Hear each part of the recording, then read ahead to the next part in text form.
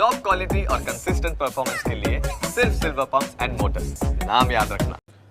તો સંસ્કારી નગરી વડોદરામાં આવેલી જૂની જિલ્લા કલેક્ટર કચેરીની ભયજનક બિલ્ડિંગમાં લોકોના જીવના જોખમો ઈ-કેવાયસીની કામગીરી ચાલી રહી છે અને સાથે જ જે તંત્ર દ્વારા યોગ્ય વ્યવસ્થા ના કરવામાં આવતા સિનિયર સિટીઝન સહિત અન્ય લોકો પણ હેરાન પરેશાન થઈ ઉઠ્યા છે।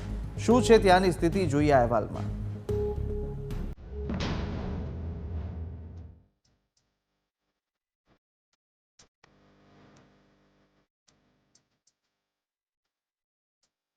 જુઓ આ બે તસવીર, એક તરફ ઈ-કેવાયસી કરાવવાની લાંબી કતાર અને બીજી તરફ માથે ભમતું મોત।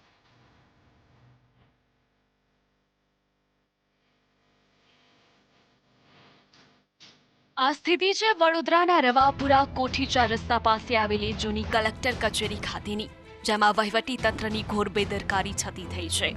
ન્યૂઝ કેપિટલે સંસ્કારી નગરીની જીવલેણ લાઇનનો પર્દાફાશ કર્યો છે। કચેરીની બિલ્ડિંગની બહાર ભયજનક બિલ્ડિંગ અને પ્રવેશ નિષેધના બોર્ડ માર્યા છે, છતાં પણ અહીં ઈ-કેવાયસી સહિતની કામગીરી ચાલી રહી છે।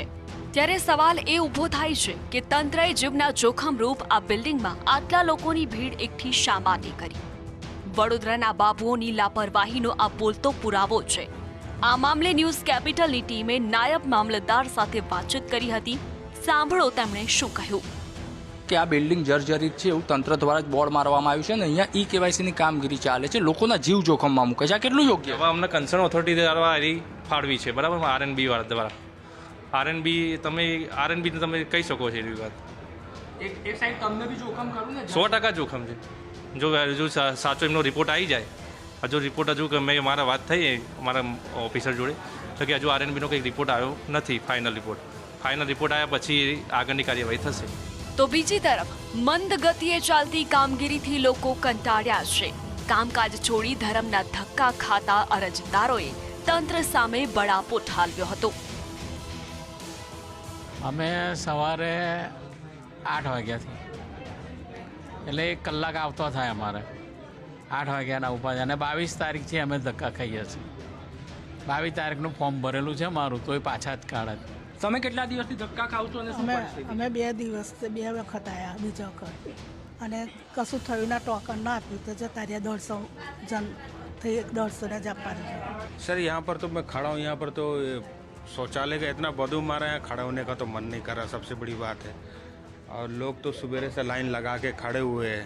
3 દિવસથી આ બધી જ ગામડાની પબ્લિક લોકો કામ છોડીને આવે છે। આ જે લોકોના આધાર કાર્ડમાં અમારા નંબર બીજાના નામ બોલે, તે સિવાય હવે રેશન કાર્ડમાં જઈએ છે ગામડે, તે એવું કહે છે કે ભાઈ તમારે હોય તો તમારું રેશન કાર્ડ અનાજ મળે, તે વગર મળે નહીં। રેશન કાર્ડની આધાર કાર્ડ સાથે લિંકઅપ માટે ઈ-કેવાયસીની કામગીરી કરવા અંગે રાજ્ય સરકાર દ્વારા નિયત સમય મર્યાદા જાહેર કરવામાં આવી છે, જેના પરિણામે રોજિંદા સેંકડો લોકો વહેલી સવારથી લાઈન લગાવીને ઊભા રહી જાય છે અને માહિતીના અભાવે લોકોની હાલત કફોડી બની છે। ધક્કા ખાવા પડે છે। સતત 3 દિવસ બાદ પણ આ જે કેવાયસી કરવાની પ્રક્રિયા છે પૂર્ણ ના થતા તે લોકોને દરરોજ ને દરરોજ અહીંયા નર્મદા ભુવન ખાતે, જે કુબેર ભુવન ખાતે જનસેવા કેન્દ્ર આવ્યું છે, તેમાં ધક્કા ખાવા પડતા હોય છે। કેમેરામેન અંકિત ગોંડસીકર સાથે પ્રશાંત ગજ્જર, ન્યૂઝ કેપિટલ, વડોદરા।